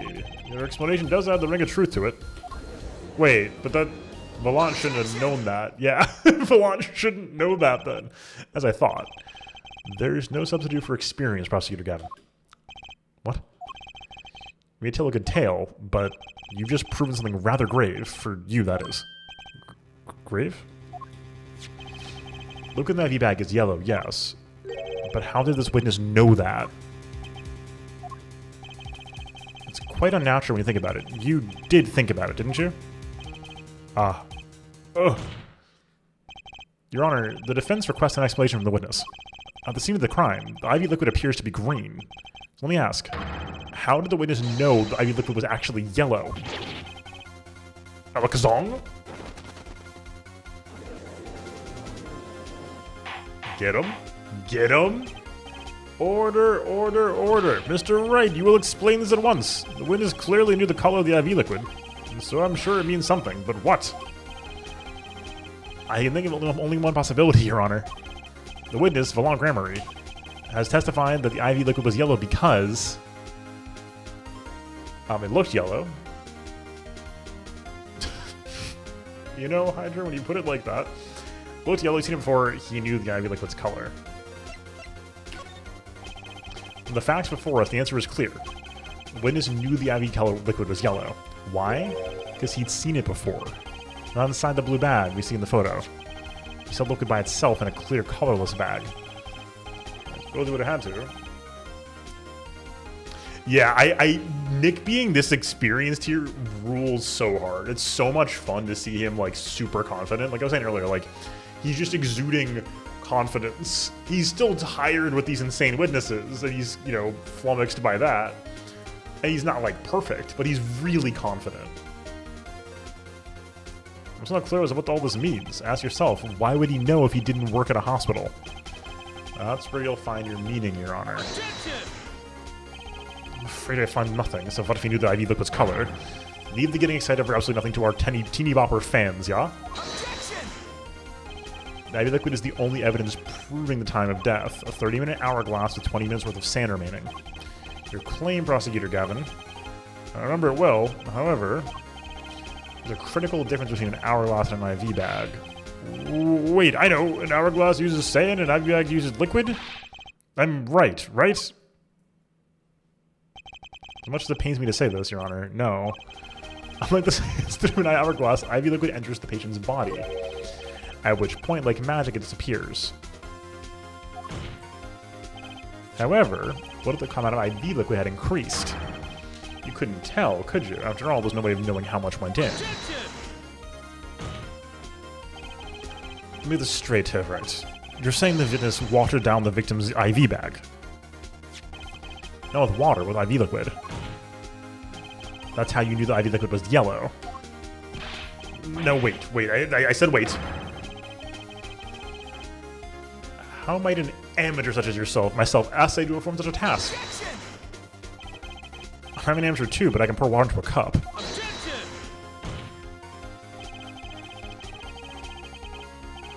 I'm afraid there's quite a big difference between a cup and an IV bag. Fight. Can you prove our fitness is capable of such a feat? He has a point, amateurs. I at least would have some difficulty pouring IV liquid into that bag. I need to be an amateur expert to see the look on the witness's face. You add liquid to that IV to throw out the time of death. I tire of these fairy tales lacking evidence. Well, Mr. Wright, any solid evidence to bring us back down to earth? Malone Grammary, I'm afraid your magic won't serve you well in a life of crime. Might I ask what you're strongly suggesting? Magic relies on props, and props become evidence. Our witness was certainly able to decrease the amount of IV liquid in the bag. All I had to do was work with a little magic, and the prop was the syringe. Take that! The victim's syringe? It's the perfect prop for the magically increasing IV trick. And easy enough for an amateur to use. Objection! What kind of evidence is that? The syringe was clean, not a trace of liquid in it. Objection! Did you find that odd, Prosecutor Gavin? What? The victim had the syringe to administer insulin shots. There should have been traces of insulin left inside. Well, Valon Grammary, as you pointed out yourself, the IV liquid makes the perfect clock. One that you could manipulate at will. Alexander!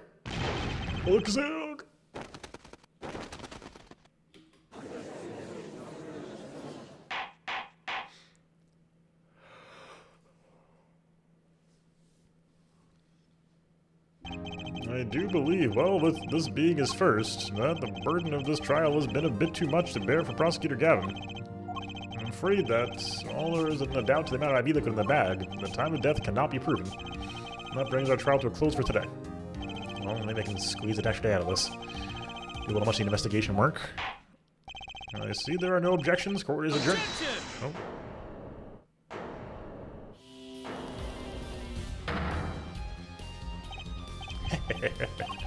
Truly, there's no substitute for experience. Nothing blinds one to the truth so effectively. A foot to the vice. Underestimate the young, and they'll sweep your feet out from under you. In a way you never, ever expected. Would you say we'd never see it coming? You see, I know exactly what you're thinking. What's he talking about? You say the witness used the syringe to manipulate the level of the IV liquid, but there is no proof. There's no proof he didn't do it either. Yes, quite true. That a last surprise, huh? He's admitting it? Nor was this witness quite as decisive as I'd hoped. This, I admit. After all, I linger in the past, and the future holds so much.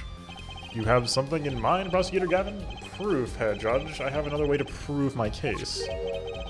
With evidence, no less. What's this? This is the victim, Magnifi Joramari's diary. Diary?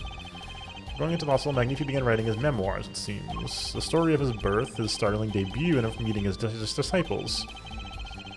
It seems he ended for the last chapter to end quite appropriately with his death. Wait, that book doesn't say what the reason was, does it? The reason why his disciples couldn't refuse his last request? Sadly, it does not. What's important here is on the last page. Apparently, the victim wrote in his journal that night, even after the IV had begun at 11 p.m. Let's read it, shall we?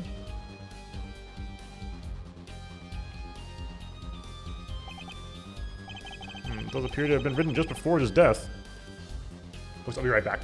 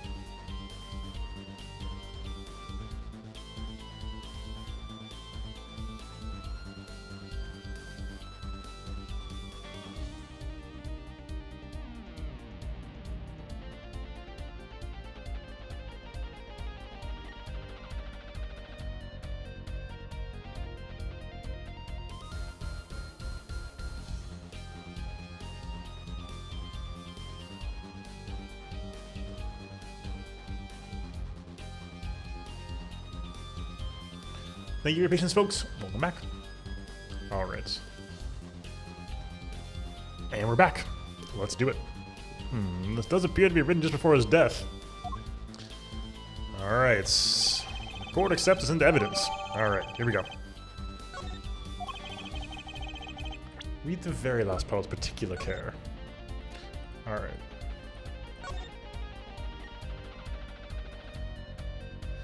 Tonight's IV is in, maybe the last. I leave the rest to them. The first should come soon. Journal may end here, or it may go on, but not long. That depends on his hand. All that's left to mine is to lay down this pen. Huh? What's this? Looks like a page was ripped out? Well, no, isn't that interesting?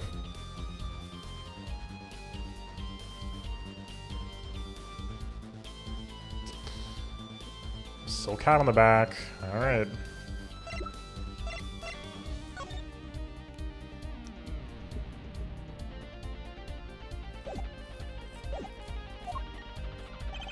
This journal may end here or it may go on, but not long if it depends on his hand. Of course, by his, he refers to our defendant, Zach Gremery.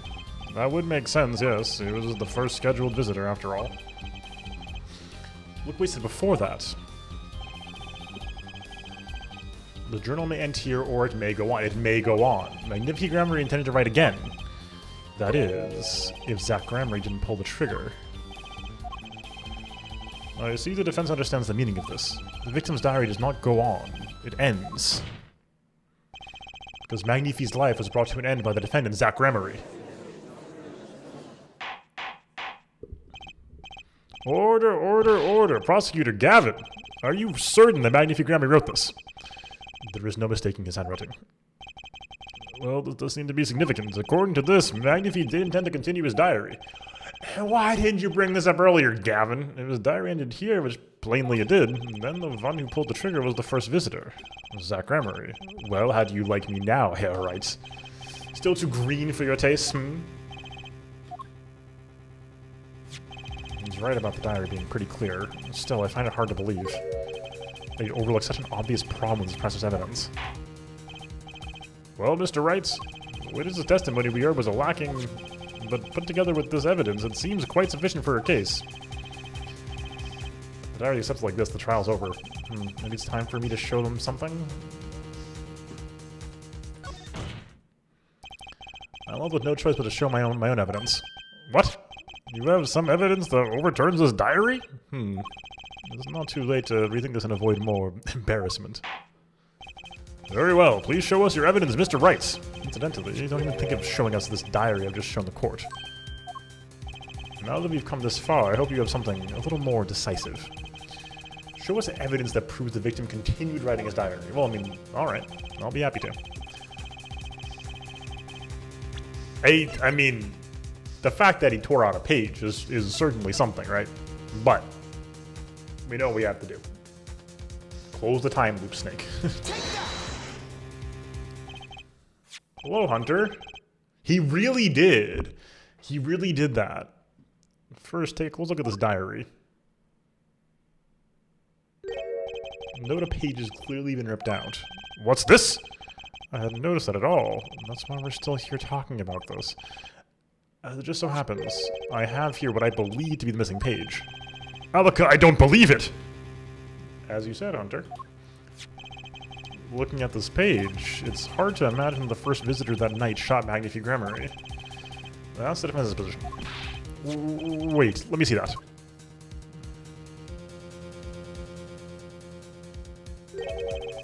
What in Sam Hill? Why, this is the continuation of the victim's diary!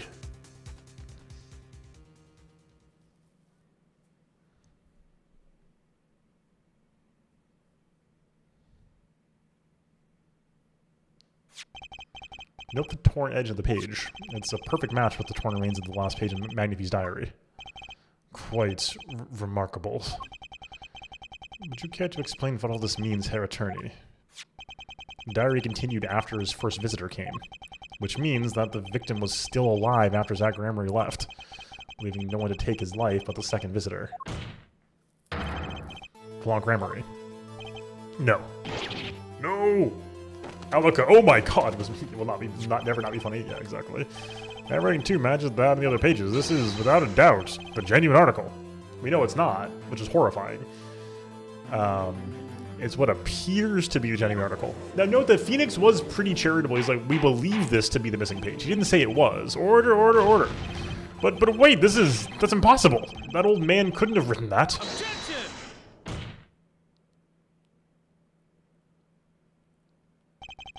Finally. You just couldn't resist, could you, Harriet? Resist what? Presenting solid evidence? Hey, Judge? Yes, Prosecutor Gavin? Might I request we put the current cross-examination on hold? The prosecution would like to call a new witness. But Prosecutor Gavin... Oops, sorry, just hit my mic. This evidence overturns the current witnesses. I ask only to put it on hold. Please, my new witness has a very, very important piece of testimony to give. 5 minutes, no more. I promise, Your Honor. Well, if you put it that way. Mr. Wright, what's your take on this? Well, Your Honor, judging from his enthusiasm, we'll have to hear this new testimony sooner or later anyway, so it might as well be sooner. Then, though this is highly, highly irregular, we will put the current cross-examination on hold. The witness may step down. Now, Prosecutor Gavin, please bring the surprise witness to the courtroom.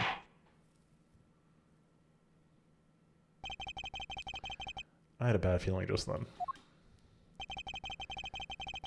The rest of that page was too obvious. He must have known. I should have known it was a bad sign all around. Oh, poor Phoenix. Oh, ho, ho, oh, ho, oh my god. Holding trial with no audience is a first even for me, Prosecutor Gavin. I beg the court's understanding. But I had to make a judiciary deal with the witness to secure his testimony.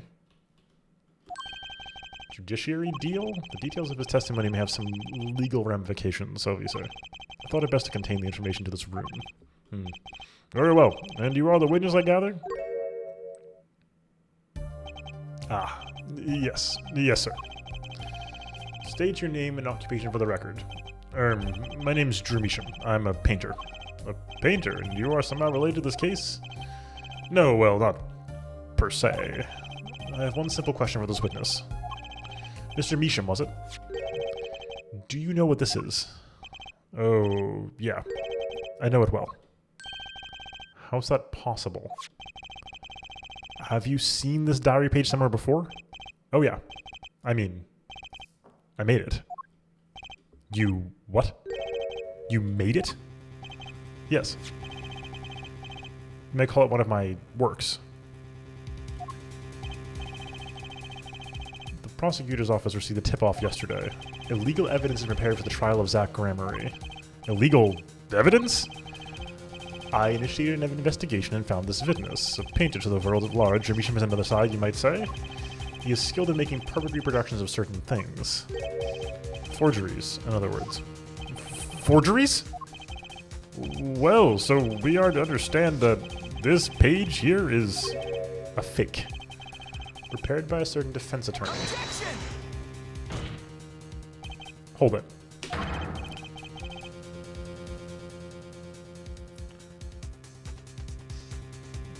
Oh, interesting. From Hunter on YouTube. Another fact in Valance, his younger self's damage tray has more animals pop out than the older one. He also spins his K multiple times opposed to just one.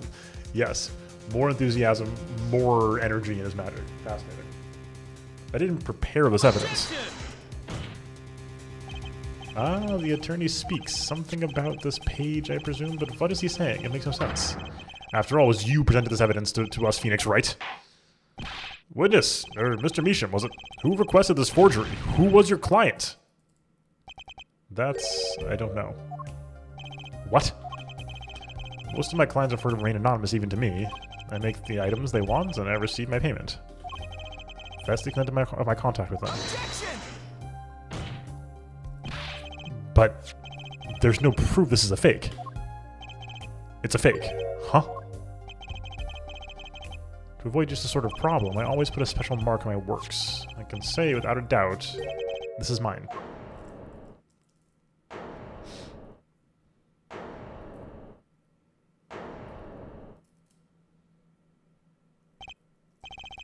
Mr. Wright, you have just presented illegal evidence to this court. My court. It was careless of me. That's all I can say.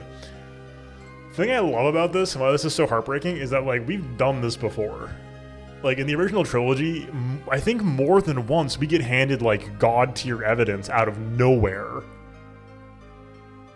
And it's just like, oh, that was lucky. Right? Or am I remembering that wrong?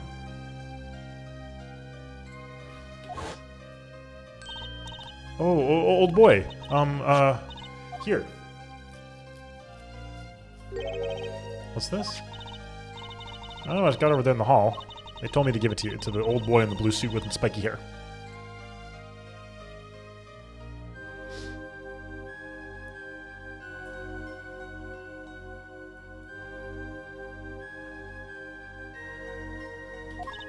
They said it was really important. Wait, which one was that, Ozzy? If you can be vague, I guess.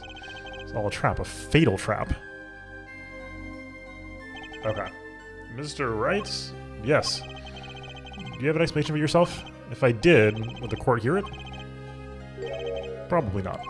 Forging evidence is a serious crime, and presenting it in court is a serious mistake. A fatal mistake for an attorney. Okay, yeah.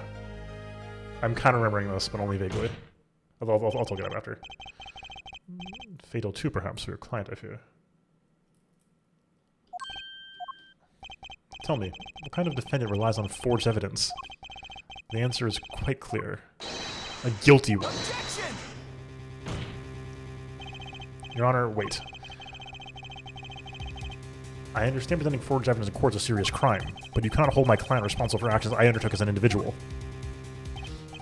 I am sorry, Mr. Wright. Your Honor? Another close call, I dare say. The prosecutor's office hadn't received that hot tip. Everything would have gone the way you wanted it to, yeah?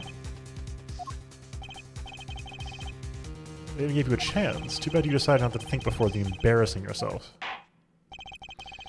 I see no need for further discussion on this matter. Special witness dismissed.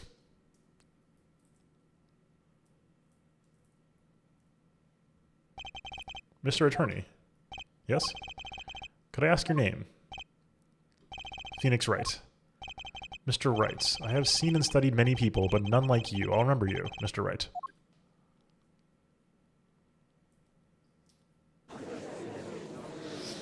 Damn. Though I deeply regret having to declare a verdict in this way, this trial is over. You have the right to find a new attorney and make an appeal.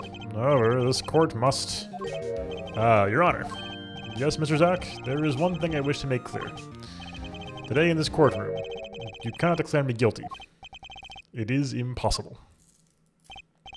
I'm afraid the defendant is quite mistaken.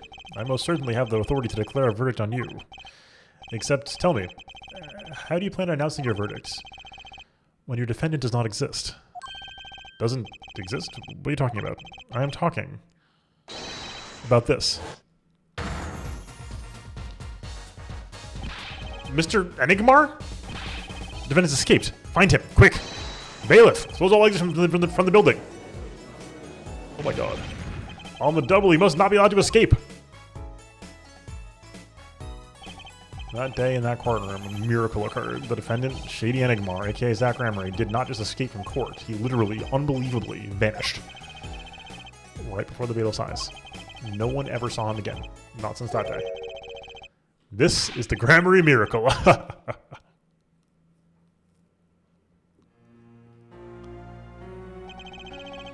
No, wait, that's the Grammary miracle? Wait, so then what's Volant gonna do? No verdict was declared. After all, the defendant didn't exist. That's how it happened. Wait, so that's the... Wait, who's Volant gonna do... Wait... The trial of magician Zack Ramery vanished along with him for all eternity. The mysteries that remained behind were all solved, however, but not until 7 years later. No. To be continued. Holy moly. Oh, this was a good night of gaming, folks.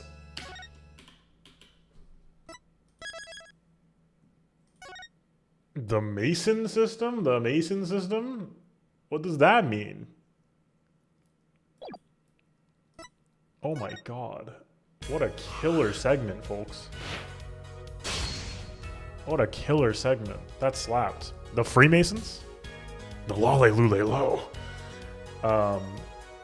Based all around. So based. This is like one of the best cases so far. This is crazy. Oh my god. Yeah, hold on. Let's see if I can find that thing about training real quick.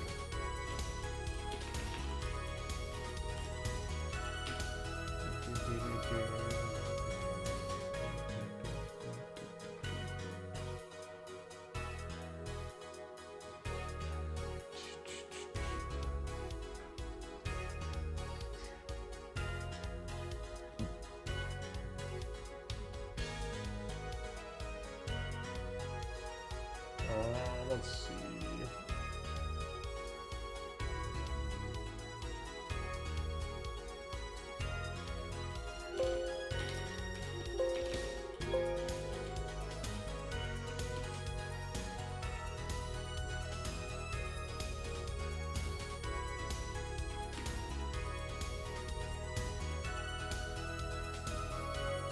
Oh, okay, the trench coat. Right. Yes. Yes. Okay, right. Yes. Okay. Got it.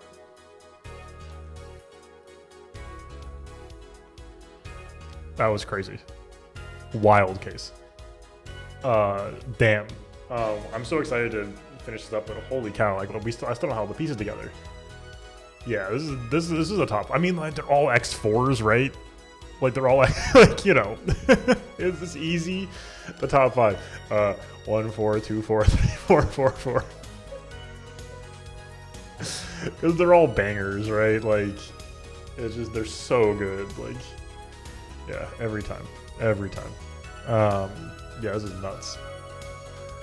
It's been super satisfying to be like on the ball with predictions and still be behind the curve because there's just so much going on here. Yeah, just in awe of that. Oh, I'm gonna drop something. I will find it later.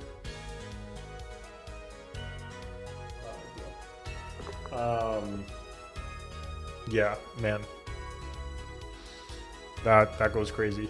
So yeah, so we have to figure out what the miracle is going to be used for. So now that we know that is the miracle, is disappearing somebody, we got to figure out what that means.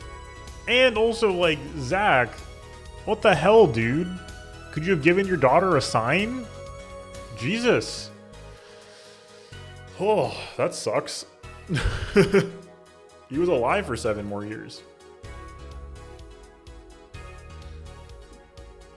3R tomorrow. I'm gonna figure out when we're gonna do this. I do want to do it because I want to get through this, but I do want to keep the persona pace high. Is the big thing. So let's talk about that after though.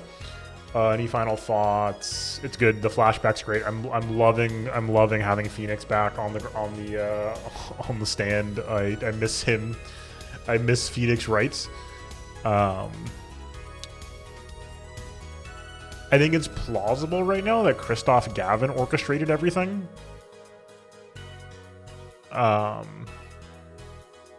Because you know, obviously he performed the kill on Zach 7 years later.